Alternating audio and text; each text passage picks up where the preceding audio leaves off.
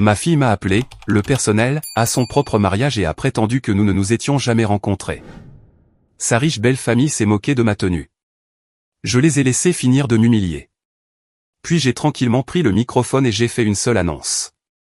Leurs visages sont devenus blêmes. Ma propre fille m'a regardé droit dans les yeux et m'a dit « Excusez-moi, mais l'entrée du personnel est à l'arrière ». J'ai vu son visage ne montrer pas la moindre lueur de reconnaissance alors que les invités du mariage se tournaient pour fixer la femme dans la robe bon marché de Target. La mère qu'elle venait de renier devant l'élite de Boston tenait un cadeau pour lequel j'avais économisé pendant 3 mois. Si vous regardez ceci, abonnez-vous et dites-moi d'où vous regardez. Debout là, sur le sol en marbre de ce country club, j'ai senti quelque chose se fissurer dans ma poitrine.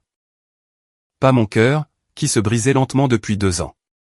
Non, c'était mon dernier fil d'espoir qui se rompait net en deux.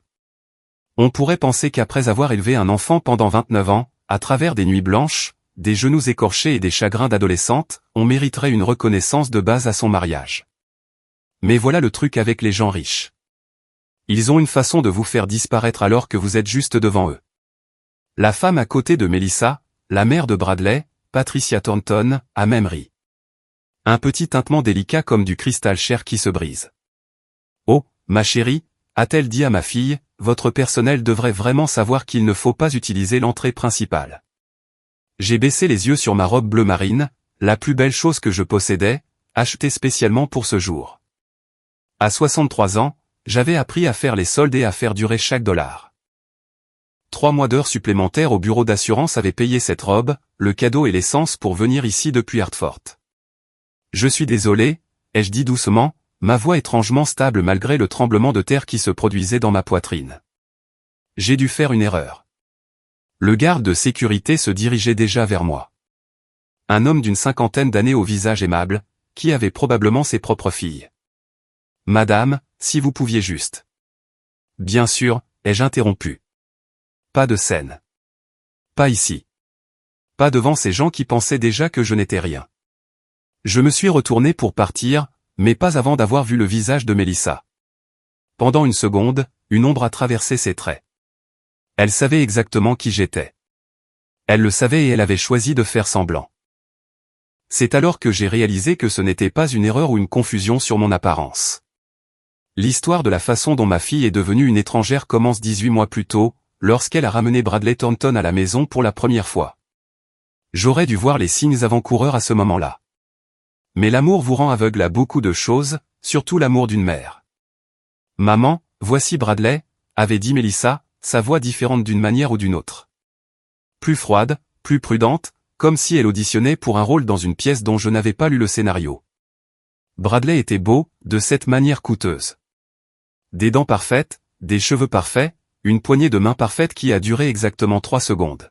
« Madame Williams », avait-il dit, « Melissa m'a tant parlé de vous. » Ce qu'il voulait dire, c'est qu'elle lui en avait assez dit pour savoir que j'étais un problème à gérer.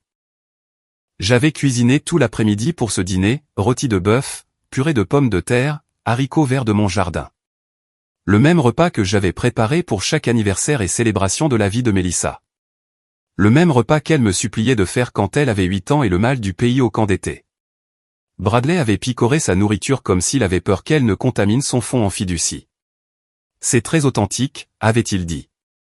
Ce mot, authentique, comme si j'étais une sorte d'exposition de musée. Melissa a à peine mangé non plus, observant la réaction de Bradley à tout, les assiettes ébréchées que j'avais depuis son enfance, la nappe du magasin Discount, les photos encadrées de nos voyages en famille dans des parcs d'État et des motels bon marché. Maman a toujours cette photo de quand j'avais 10 ans, avait-elle dit en riant d'une manière qui ressemblait à une excuse, au Grand Canyon. Comme c'est pittoresque, avait répondu Patricia Thornton lorsqu'elle était venue un mois plus tard. Elle l'avait dit de la même manière qu'on pourrait dire, comme c'est tragique. C'était le début de la fin, bien que je ne le sache pas alors. Je pensais que je regardais ma fille tomber amoureuse. Ce que je regardais en réalité, c'était ma fille s'éloigner de moi, un pas parfaitement manucuré à la fois. Mais je m'emballe. Laissez-moi vous parler du vrai moment où j'aurais dû savoir que je la perdais. L'appel téléphonique est arrivé un mardi soir de mars. Je corrigeais des déclarations de sinistre à ma table de cuisine, la même table où j'avais aidé Melissa avec ses devoirs pendant 12 ans, lorsque son nom s'est allumé sur l'écran de mon téléphone. Maman, nous devons parler. Pas, salut, maman, ou, comment s'est passée ta journée? Juste ce ton plat et professionnel qu'elle utilisait de plus en plus depuis que Bradley était entré en scène. Bien sûr, ma chérie. Qu'est-ce qui te préoccupe? Il y a eu une pause. Je pouvais entendre des voix en arrière-plan, des voix chères, discutant de millésimes de vin et de portefeuilles d'actions. Elle était de nouveau chez les Thornton. C'est à propos de l'organisation du mariage. Nous avons réfléchi à la liste des invités, et, eh bien, des ajustements doivent être faits. Des ajustements. J'ai posé mon stylo et je lui ai accordé toute mon attention. Quel genre d'ajustement? Rien de majeur, a-t-elle dit rapidement. C'est juste que la famille de Bradley a certaines attentes quant au ton de l'événement. Très formel, très traditionnel. J'ai attendu. 40 ans de maternité célibataire vous apprennent quand il faut pousser et quand il faut laisser le silence faire le travail. Le fait est, maman, que tes amis du travail et du quartier pourraient ne pas être à l'aise dans cet environnement. Ça va être très chic, très différent de ce à quoi ils sont habitués. Le voilà, le couteau qui s'enfonce, lisse et net. Je vois. Et ta marraine, Linda? Ta cousine Patty, qui a conduit 12 heures pour nous aider à t'installer à l'université? Ce n'est pas personnel, maman. C'est pratique. Nous voulons que tout le monde se sente à l'aise. À l'aise? Comme si ma famille et mes amis étaient une sorte d'embarras qu'il fallait cacher. De combien de mes invités parlons-nous de retirer, Mélissa? Une autre pause. Plus longue cette fois. Eh bien, nous avons réservé 3 places pour ton côté. Toi, tante Carole, et peut-être madame Patterson d'à côté, puisqu'elle a aidé à m'élever. 3 places pour la femme qui l'avait élevée seule après la mort de son père quand elle avait 7 ans. 3 places pour la famille qui l'avait aimée inconditionnellement pendant 29 ans. Je comprends, ai-je dit, même si je ne comprenais pas. Pas vraiment. Tu es contrarié. Je suis en train de digérer. Cette nuit-là, je me suis assise dans mon salon, regardant les albums photos étalés sur ma table basse. Chaque fête d'anniversaire que j'avais organisée avec des décorations de magasin à $1 et un gâteau fait maison. Chaque pièce de théâtre scolaire à laquelle j'avais assisté seul pendant que d'autres parents étaient assis en couple. Chaque sacrifice que j'avais fait pour lui donner une belle vie. Mais apparemment, rien de tout cela n'était assez bien pour les Thornton de Boston. Rencontrer la famille Thornton dans son habitat naturel, c'était comme être plongé dans un documentaire animalier sur une espèce dont je n'avais lu que des descriptions. Leur manoir de Béconville, oui, ils l'appelaient un manoir, pas une maison, avait plus de superficie que tout mon quartier. Patricia Thornton m'a accueilli à la porte, portant des perles de la taille de raisin et un sourire qui n'atteignait jamais ses yeux. Dorothy, quel plaisir de vous rencontrer enfin comme il se doit. Elle a prononcé mon nom comme s'il avait le goût de quelque chose qu'elle avait trouvé collé à sa chaussure. S'il vous plaît, appelez-moi Dot. Tout le monde le fait. Oh, je ne pourrais pas. Les noms ont une telle importance, n'est-ce pas? Ils en disent tant sur les origines. Le père de Bradley, Harrison Thornton III apparemment être Harrison Thornton II et il n'était pas assez impressionnant à peine lever les yeux de son Wall Street Journal lorsque nous avons été présentés. L'homme avait maîtrisé l'art de vous faire sentir invisible alors que vous étiez juste devant lui. Mélissa nous dit que vous travaillez dans les assurances, a dit Patricia en me guidant à travers des pièces qui ressemblaient à des expositions de musée. Comme c'est pratique. La façon dont elle a dit « pratique » donnait l'impression que c'était une maladie contagieuse. Experte en sinistre, ai-je précisé. J'aide les gens à reconstruire leur vie après des catastrophes. Comme c'est noble, a-t-elle murmuré, me dirigeant devant des peintures à l'huile qui coûtaient probablement plus que mon salaire annuel. Le vrai plaisir a commencé au dîner. Ils avaient arrangé les places de sorte que j'étais entre la grand-tante de Bradley, Constance, qui avait 90 ans et était principalement sourde, et son cousin Trevor, qui avait 35 ans et était principalement ivre. Alors, Dorothy, a dit Harrison pendant la soupe. Mélissa a mentionné que vous l'avez élevé seule. Cela a dû être assez difficile. Le mot « difficile » flottait dans l'air comme la fumée d'un incendie qu'il faisait poliment semblant de ne pas sentir. Il y a eu des moments, ai-je répondu. Mais nous nous en sommes bien sortis. Oh, je suis sûr que vous avez fait de votre mieux, a ajouté Patricia avec ce même sourire. La maternité célibataire est si courante de nos jours, bien que, bien sûr, les enfants bénéficient d'une bonne orientation. Trevor a reniflé dans son vin. Mère veut dire argent, Dorothy. Les enfants bénéficient d'avoir de l'argent. Même Mélissa a eu l'air mal à l'aise à ce moment-là, mais elle n'a rien dit.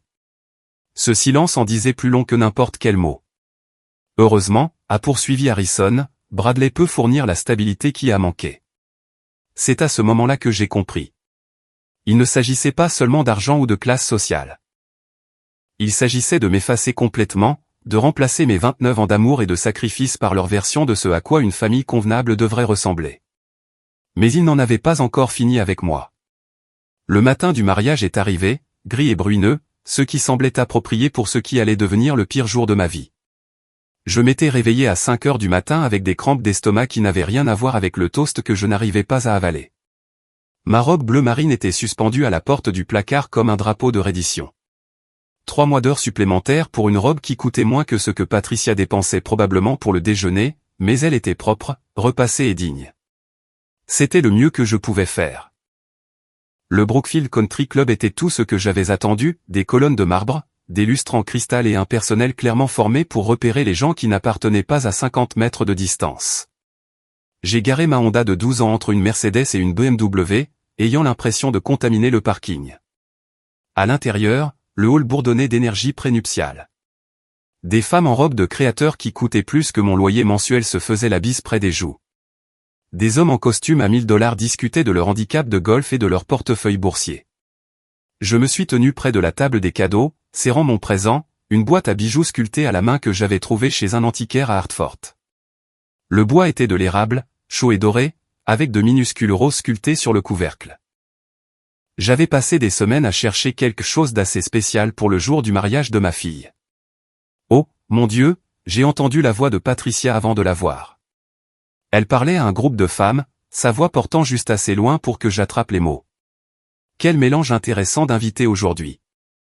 Mélissa a un cœur si généreux, d'inclure tout le monde. La façon dont elle a dit « tout le monde » a clairement indiqué de qui elle parlait. J'ai fait semblant d'étudier la table des cadeaux, lisant les étiquettes sur des paquets somptueusement emballés de Tiffany et Cartier. Ma boîte à bijoux antiques avait l'air modeste à côté d'eux, mais elle avait été choisie avec amour, ce qui devait compter pour quelque chose. C'est alors que Mélissa est apparue, flottant sur l'escalier de marbre dans sa robe de mariée comme quelque chose sorti d'un conte de fées. Elle était magnifique. Ma petite fille, devenue grande, rayonnante de bonheur. Un instant, mon cœur a gonflé de fierté et d'amour. C'était ma fille. La petite fille que je berçais chaque nuit. L'adolescente que j'avais aidée à traverser un chagrin d'amour. La jeune femme que j'avais applaudie à sa remise de diplôme universitaire. Puis elle m'a vu. Et c'est là que j'ai vu le visage de ma fille devenir complètement vide, comme si quelqu'un venait d'effacer tous les souvenirs de la femme qui l'avait élevée. La femme qui allait faire semblant de ne m'avoir jamais vu de sa vie. La transformation a été subtile mais complète. J'ai vu la posture de Mélissa changer, son menton se lever légèrement, ses yeux glisser au-delà de moi comme si je faisais partie du papier peint.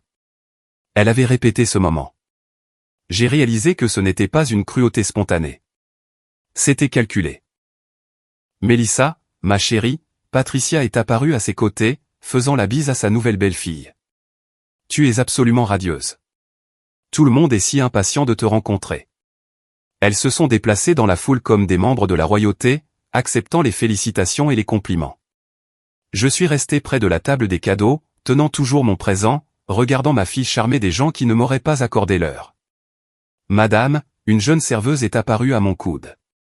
La cérémonie va commencer. Voulez-vous que je vous montre votre place?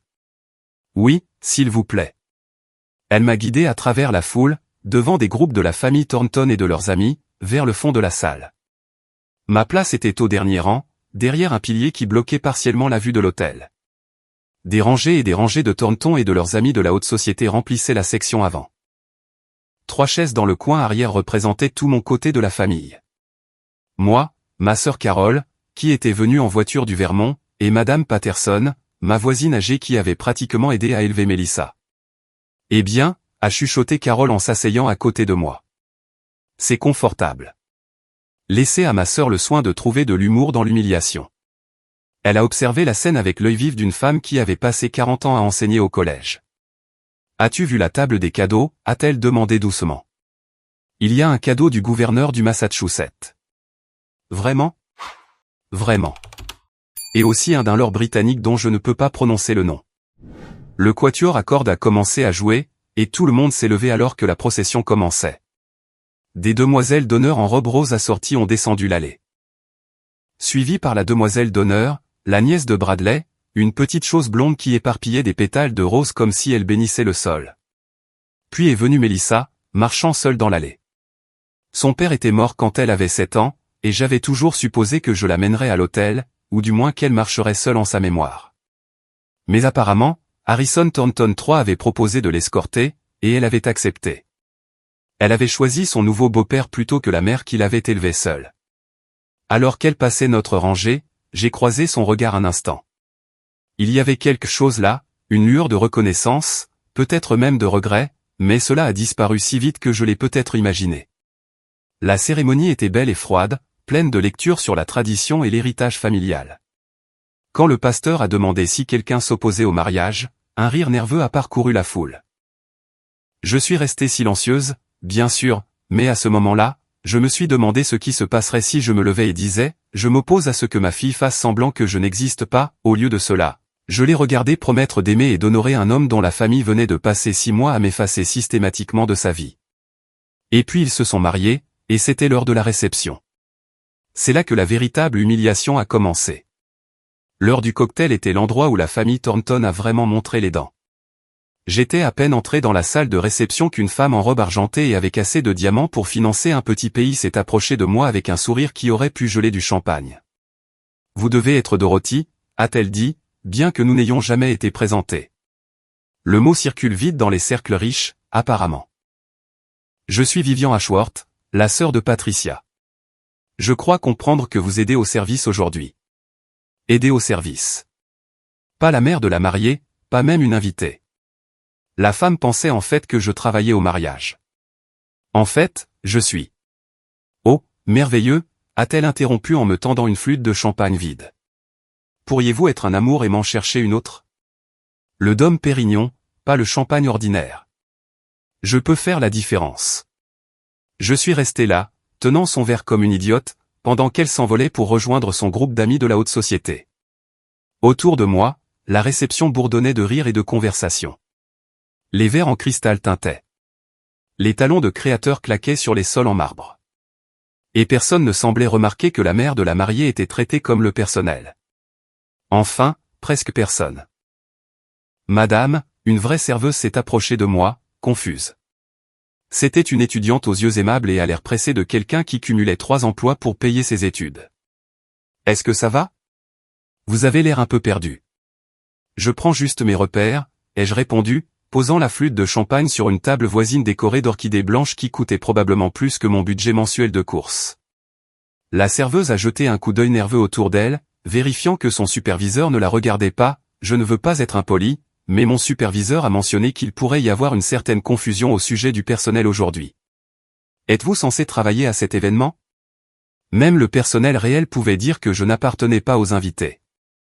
C'est alors que toute l'ampleur de la trahison de ma fille m'a frappé comme un train de marchandises transportant de l'humiliation pure. Elle n'avait pas seulement exclu mes amis et ma famille de son mariage. Elle s'était arrangée pour que je sois prise pour le personnel engagé. La femme que j'avais élevée seule, que j'avais fait passer par l'université en travaillant à 2 emplois, que j'avais aimée inconditionnellement pendant 29 ans, avait orchestré mon humiliation publique dans les moindres détails. Non, ma chérie, ai-je dit doucement, ma voix plus stable que je ne le sentais. Je ne travaille pas. Je suis la mère de la mariée. Les yeux de la jeune fille se sont écarquillés d'horreur. Oh mon Dieu! Je suis tellement désolé. Je n'en avais aucune idée. Madame Thornton nous a dit que toute la famille était assise à la table d'honneur. Alors quand je vous ai vu ici à l'arrière, elle s'est interrompue, réalisant qu'elle empirait les choses. Madame Thornton. Ma fille était déjà Madame Thornton, et elle s'était assurée que tout le monde sache que la famille digne d'être reconnue était assise à l'avant de la salle, dans leur robe de créateur et leur smoking sur mesure. Ce n'est pas de votre faute, ai-je assuré à la serveuse. On dirait qu'il y a eu une certaine mauvaise communication tout au long de la journée. C'était un euphémisme. Ce qui s'était passé aujourd'hui n'était pas une mauvaise communication. C'était un assassinat de caractère. C'est alors que j'ai vu Mélissa de l'autre côté de la salle, riant de quelque chose que Bradley lui avait chuchoté à l'oreille. Elle avait l'air radieuse, heureuse, complètement libérée du fait qu'elle venait d'effacer la femme qui lui avait donné la vie. Sa robe coûtait probablement plus que ce que je gagnais en 6 mois, et elle la portait comme une armure contre son passé. Mais j'avais apparemment sous-estimé ma fille, car en la regardant naviguer dans cette foule de requins en vêtements de créateur, j'ai réalisé qu'elle avait planifié cette humiliation depuis des mois. Chaque ami exclu, chaque liste d'invités réduite, chaque affront calculé. Tout cela avait mené à ce moment où je me tiendrais dans un coin, invisible et sans importance, pendant qu'elle commencerait sa nouvelle vie en tant que quelqu'un qui n'avait jamais eu de mère du tout. Le pire, c'est qu'elle était douée pour ça. Ma petite fille, qui pleurait quand elle marchait accidentellement sur des fourmis, était devenue une manipulatrice de génie qui pouvait détruire la dignité de quelqu'un sans même scier. Mais elle avait oublié une chose importante à propos de la femme qui l'avait élevée. Je n'abandonnais pas facilement, et j'avais affaire à des gens qui se croyaient plus malins que moi depuis 40 ans. Le dîner a été annoncé avec le genre de fanfare habituellement réservé aux couronnements royaux. La table d'honneur brillait de porcelaine à bord doré et de cristal qui coûtait probablement plus cher que ma voiture. Mélissa était assise là comme une princesse tenant sa cour, acceptant les félicitations d'un défilé de bienfaiteurs qui la traitaient comme si elle venait de résoudre la faim dans le monde au lieu de se marier avec de l'argent. J'ai trouvé ma place assignée à une petite table nichée derrière un énorme palmier en pot dans le coin le plus éloigné de la pièce, pratiquement caché de la vue. L'emplacement était si isolé qu'il aurait pu avoir son propre code postal. Mes compagnons de table étaient un mélange intéressant de personnes écartées et méprisées, le fleuriste, l'assistante du photographe, 2 cousines âgées qui avaient apparemment été jugées trop embarrassantes pour les places de choix, et une invitée dont le cavalier l'avait abandonnée pour une meilleure compagnie. Eh bien, c'est confortable, a marmonné la cousine Éléanore en ajustant son appareil auditif et en plissant les yeux vers la distance jusqu'à la table d'honneur. Je n'ai pas été coincé à la table des rejets depuis le 2e mariage de ton oncle Fred. Au moins, à l'époque, ils nous ont donné des petits pains. L'ironie ne m'a pas échappé. J'étais assise avec les personnes qui avaient réellement contribué quelque chose de significatif à ce mariage. Des fleurs qui remplissaient la pièce de beauté. Des photos qui préserveraient des souvenirs. Des décennies d'histoire familiale qui ne signifiaient apparemment rien pour la mariée. Pendant ce temps, la table d'honneur était pleine de gens dont la seule contribution était leur solde bancaire et leur capacité à mépriser les gens de la classe ouvrière. Harrison Thornton III s'est levé pour porter le premier toast, tapotant son verre en cristal avec un couteau en argent sterling qui coûtait probablement plus que mon loyer mensuel.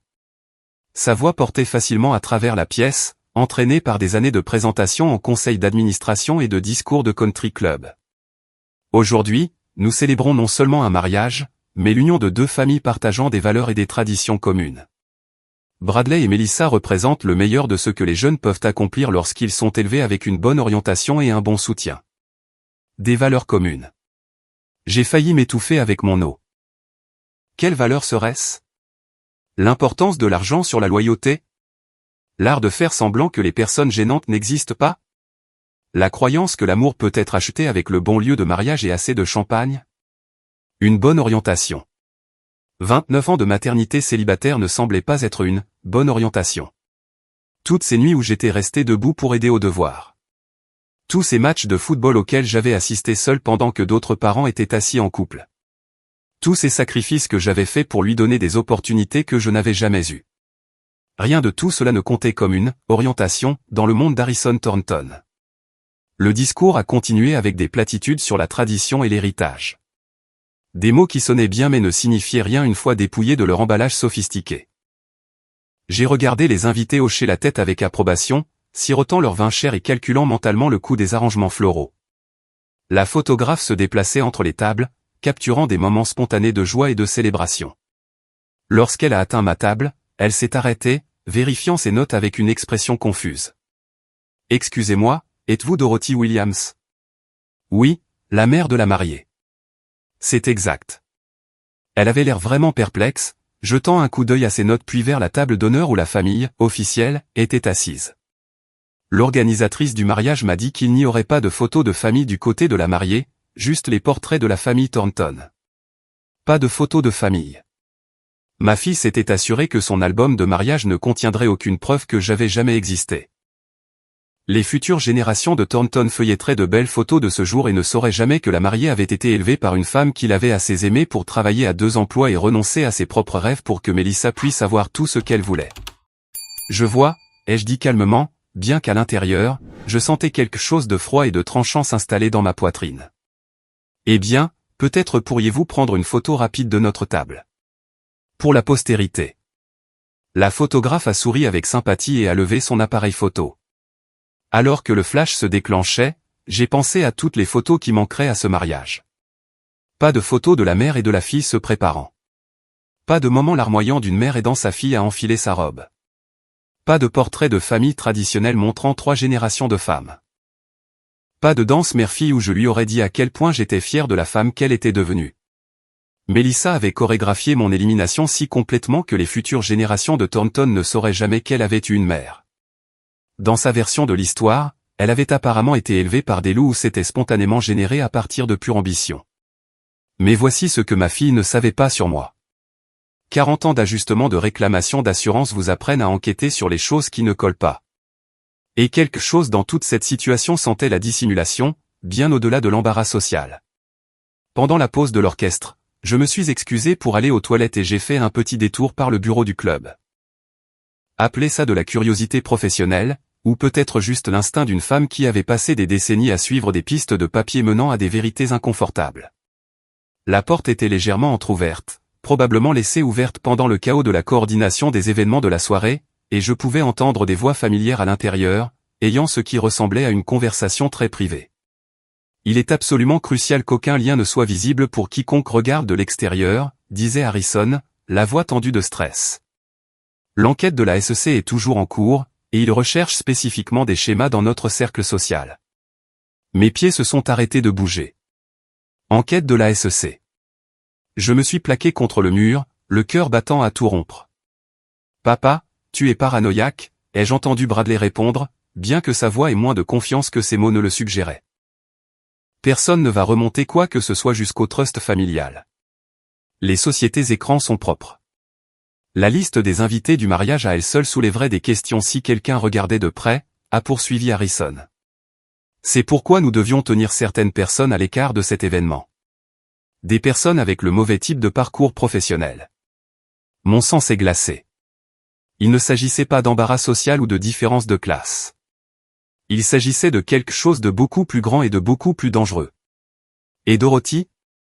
La voix de Patricia était aiguë, empreinte de l'anxiété de quelqu'un qui sait qu'il est dans de beaux draps. Elle pourrait être un vrai problème si elle commence à poser les bonnes questions. Son travail fait d'elle exactement le type de personne que nous ne pouvons pas avoir à fouiner. Elle ne sera pas un problème. La voix de Melissa a fait s'arrêter mon cœur complètement. Croyez-moi, mère. Je sais exactement comment la gérer. Elle est si désespérée d'obtenir mon approbation qu'elle croira tout ce que je lui dirai. Mère. Ma fille appelait Patricia Thornton, mère, avec le même ton qu'elle utilisait autrefois pour moi. Et elle parlait de moi comme si j'étais un chien errant qu'il fallait gérer. Bien, a poursuivi Harrison, sa voix empreinte du calcul froid d'un homme habitué à faire disparaître les problèmes. Moins elle en saura sur les arrangements commerciaux de Bradley, mieux ce sera pour tout le monde. Une experte en sinistre avec son expérience reconnaîtrait immédiatement des irrégularités financières si elle voyait les bons documents. C'est alors que les pièces du puzzle se sont emboîtées, comme les gorges d'une serrure s'ouvrant pour révéler quelque chose de les cacher à l'intérieur. Ma profession n'était pas seulement embarrassante pour eux. Elle était véritablement dangereuse. J'avais passé 20 ans à enquêter sur la fraude à l'assurance, à suivre des pistes de papier complexes, à relier des points que d'autres manquaient, à monter des dossiers qui envoyaient des criminels en prison fédérale. Et apparemment, il y avait des points ici que la famille Thornton ne voulait désespérément pas que quelqu'un avec mes compétences particulières relie. Je me suis éloigné de la porte et je suis retourné à ma table, mon esprit parcourant les possibilités et les implications. Quel genre d'enquête de la SEC impliquait des listes d'invités de mariage? Quels arrangements commerciaux nécessitaient des sociétés écrans? Et pourquoi ma fille était-elle si confiante de pouvoir me manipuler pour que je reste silencieuse sur les activités illégales dans lesquelles sa nouvelle famille était impliquée? L'orchestre est revenu de sa pause et a annoncé la traditionnelle danse père-fille. Harrison a conduit Melissa sur la piste pendant que la foule regardait avec approbation, les flashs des appareils photo crépitant alors qu'ils capturaient le moment touchant. Elle la regardait avec la même expression adoratrice qu'elle me réservait autrefois, à l'époque où j'étais la personne la plus importante de son monde. Alors qu'il se balançait sur les premières notes de « My Girl », une chanson que je lui chantais quand elle était petite et effrayée pendant les orages, j'ai réalisé que ce mariage ne visait pas seulement à unir deux familles. Il visait à enterrer les preuves de tout ce qui pourrait compliquer la façade de respectabilité soigneusement construite des Thornton, y compris moi. Mais ils avaient fait une erreur cruciale dans leurs calculs. Ils avaient supposé qu'une femme de la classe ouvrière de Hartford serait trop intimidée par leur richesse et leur pouvoir pour se défendre lorsqu'elle découvrirait leurs secrets. De toute évidence, ils n'avaient jamais rencontré une femme qui avait élevé une fille seule tout en travaillant à plein temps et en suivant des cours du soir, qui avait bâti une carrière en enquêtant sur des criminels qui se croyaient trop malins pour se faire prendre. Il était temps de leur montrer ce qu'était une bonne orientation. Le moment que j'attendais est arrivé pendant la cérémonie de la découpe du gâteau, alors que l'attention de tous était concentrée sur Melissa et Bradley exécutant leur tranche parfaite d'un gâteau à la vanille de 4 étages décoré avec assez de fleurs en sucre pour approvisionner un petit jardin. Je me suis approché discrètement du chef d'orchestre pendant une brève accalmie des festivités. « Excusez-moi », ai-je dit poliment, lui montrant mon permis de conduire avec le nom « Williams », clairement visible à côté de ma photo. « Je suis Dorothy Williams, la mère de la mariée. J'aimerais faire une brève annonce après la cérémonie du gâteau, si c'était possible. » Il avait l'air vraiment confus, probablement parce que personne n'avait mentionné lors des nombreuses réunions de planification que la mariée avait en fait une mère, mais il a hoché la tête avec une courtoisie professionnelle. « Bien sûr, madame. Faites-moi simplement signe quand vous serez prête. » Je suis retourné à ma table dans le coin et j'ai regardé ma fille donner du gâteau à son nouveau mari pendant que les flashs crépitaient de tous les côtés. Elle rayonnait de bonheur, complètement inconsciente que sa journée parfaite était sur le point de devenir très compliquée. L'innocence de son sourire m'a serré le cœur un instant. Elle ressemblait tellement à la petite fille qui m'aidait à faire des biscuits pour les collectes de fonds de son école, mesurant soigneusement la farine et piquant des pépites de chocolat. Mais cette petite fille était partie, remplacée par une femme qui avait choisi l'argent et le statut plutôt que la mère qui avait tout sacrifié pour elle. Vous voyez, pendant qu'ils étaient occupés à se féliciter de leur tromperie magistrale et à célébrer leur exclusion réussie de quiconque pourrait poser des questions embarrassantes, j'étais occupé à faire ce que je fais de mieux, enquêter sur les irrégularités et monter un dossier. Lors de mon petit voyage aux toilettes et de mon détour ultérieur par le bureau, j'avais fait plus qu'écouter leurs conversations compromettantes. J'avais également pris plusieurs photos claires avec mon téléphone. Des photos de documents qui avaient été négligemment laissés sur le bureau en acajou d'Harrison. Des déclarations de sinistres de 3 compagnies d'assurance différentes, toutes portant la signature de Bradley dans son écriture distinctive. Des réclamations pour des dommages matériels suite à des accidents survenus à des moments étrangement pratiques, toujours juste avant l'échéance d'obligations financières majeures. Il y a eu l'incendie du bateau survenu 2 jours avant l'échéance du prêt commercial de Bradley. L'accident de voiture qui a totalisé sa BMW exactement au moment où ses factures de carte de crédit atteignaient leur limite maximale. L'inondation de l'appartement qui s'est produite par coïncidence juste avant qu'il n'ait besoin d'argent pour la bague de fiançailles de Melissa. Chaque incident parfaitement synchronisé. Chaque réclamation juste assez importante pour couvrir ses besoins financiers immédiats. 20 ans d'enquête sur la fraude à l'assurance vous apprennent à reconnaître des schémas que les personnes innocentes qualifieraient de malchance. Et Bradley Thornton avait un schéma très intéressant d'accidents coûteux qui semblait toujours résoudre ses problèmes d'argent au moment exact.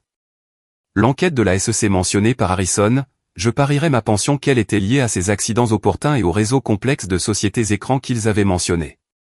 Et je parierais mes économies que l'urgence soudaine des Thornton de me tenir à l'écart de leur réunion de famille avait tout à voir avec mon expertise professionnelle dans la reconnaissance de la fraude à l'assurance. Quand je l'ai vue, ma fille pensait qu'elle se mariait dans la richesse et la sécurité, rejoignant une famille qui lui donnerait le style de vie sophistiqué qu'elle avait toujours désiré.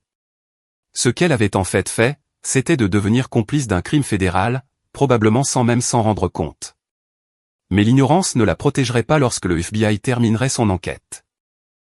Et cela ne la protégerait certainement pas des conséquences de l'humiliation de la seule personne qui aurait pu l'aider à naviguer dans le cauchemar juridique dans lequel elle venait d'entrer. « Mesdames et messieurs », a annoncé le chef d'orchestre en tapotant son microphone pour attirer l'attention de la foule. « Nous avons une demande spéciale pour le microphone d'un membre de la noce. » La salle s'est progressivement calmée alors que les conversations s'éteignaient et que les visages se tournaient vers la petite scène où l'orchestre jouait. J'ai marché lentement vers le centre de la piste de danse, sentant des centaines d'yeux me regarder avec curiosité et une inquiétude croissante. Certains invités se demandaient probablement qui était cette femme à la robe bon marché et pourquoi elle interrompait leur élégante célébration. Le visage de Melissa est devenu complètement blanc alors qu'elle réalisait enfin qui tenait le microphone. Elle a attrapé le bras de Bradley, ses ongles manucurés s'enfonçant dans sa manche de smoking coûteuse. Merci à tous d'être ici aujourd'hui pour célébrer ce magnifique mariage, ai-je commencé, ma voix portant clairement à travers le système de sonorisation. Je suis Dorothy Williams et je suis la mère de Melissa. Un murmure a parcouru la foule comme une vague. Plusieurs tontons ont échangé des regards choqués. Ils avaient apparemment fait un travail si minutieux pour m'effacer que certains invités étaient sincèrement surpris d'apprendre que la mariée avait une mère. J'ai quelque chose de très important à partager avec tout le monde ici ce soir, en particulier avec ma fille et sa nouvelle famille. C'est alors que j'ai vu une... La vérité était sur le point d'éclater, et il ne pouvait rien faire pour l'arrêter. Je viens d'apprendre des informations absolument fascinantes sur les pratiques commerciales de la famille Thornton, et je pense que tout le monde ici mérite de savoir exactement quel genre de personnes ils célèbrent ce soir. La salle est devenue silencieuse. Vous voyez, ai-je continué en brandissant mon téléphone pour que tout le monde puisse le voir clairement, je suis tombé sur des documents d'assurance très intéressants plus tôt ce soir. Des documents qui montrent un schéma remarquable d'accidents et de réclamations, tous liés à une personne en particulier dans cette pièce. Bradley était devenu gris comme un vieux journal. Son visage était un masque de panique à peine contenu. Patricia s'est agrippée au bras d'Harrison comme si elle se noyait dans des sables mouvants. Plusieurs invités avaient commencé à chuchoter entre eux, sentant que quelque chose de très grave se passait, mais ne comprenant pas encore toute l'ampleur de la situation. Maintenant, j'ai passé 20 ans à enquêter sur la fraude à l'assurance pour gagner ma vie. Je sais donc ce que ces schémas signifient habituellement.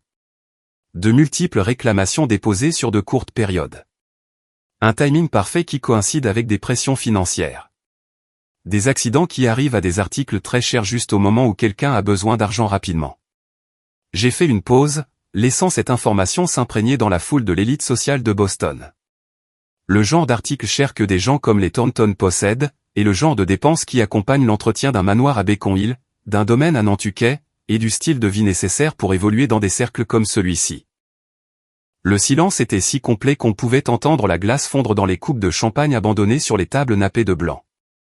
Même le personnel de restauration avait cessé de bouger, figé sur place par la tension qui emplissait la salle élégante comme un gaz toxique. Mais voici ce que j'ai trouvé de plus intéressant, ai-je dit, ma voix chaude comme du miel et 2 fois plus mortelle. Ces documents que j'ai photographiés ce soir font actuellement l'objet d'une enquête active de la SEC pour fraude à l'assurance, ce qui explique parfaitement pourquoi ma fille était si désireuse de se distancier d'une mère qui pourrait reconnaître une fraude financière en la voyant étalée sur un bureau. Le visage de Melissa s'est complètement effondré, non pas de honte ou de regret, mais de la terreur de quelqu'un qui vient de réaliser qu'il est tombé dans un piège qu'il n'avait jamais vu venir. Elle a enfin compris dans quoi elle s'était mariée, plus important encore, ce que sa trahison envers moi lui avait vraiment coûté. Bradley, a sifflé Harrison entre ses dents serrées, mais je n'avais pas fini. Loin de là.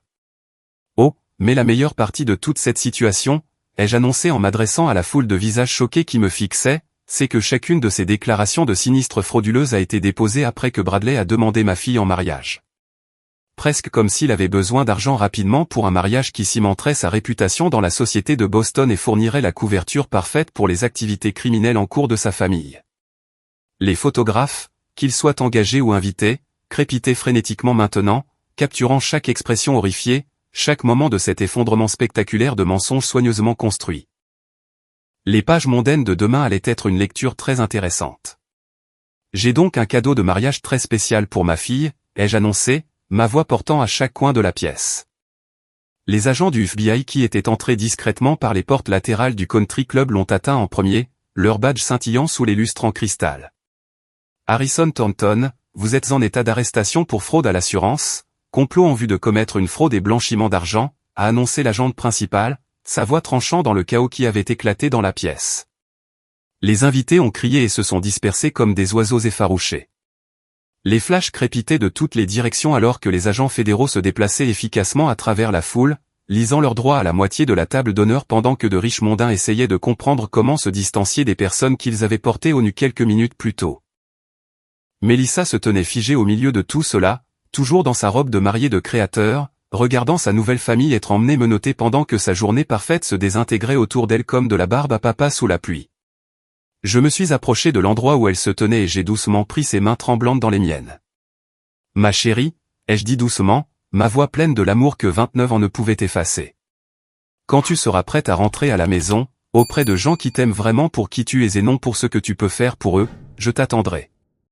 Puis j'ai pris mon sac à main, j'ai fait un signe de tête à ma sœur Carole, qui regardait le chaos avec une satisfaction à peine dissimulée, et je suis sorti de ce country club la tête haute et ma dignité intacte. Parfois, la meilleure vengeance est simplement de refuser d'être effacé par des gens qui pensent que votre amour vous rend faible. Et parfois, c'est de s'assurer que la vérité éclate au moment exact où elle fera le plus de dégâts aux personnes qui méritent tout ce qui leur arrive. Les gros titres du lendemain disaient « Un mariage de la haute société de Boston se transforme en une opération d'infiltration du FBI. Une famille éminente arrêtée pour une fraude à l'assurance de plusieurs millions de dollars. » Mais le meilleur est arrivé 3 jours plus tard. Un léger coup à ma porte. Quand j'ai ouvert, il y avait Mélissa, portant toujours sa tenue de départ, les larmes coulant sur son visage. « Maman » a-t-elle murmuré, la voix brisée par un remords sincère. « Je suis tellement désolé pour tout. Puis-je rentrer à la maison, s'il te plaît ?»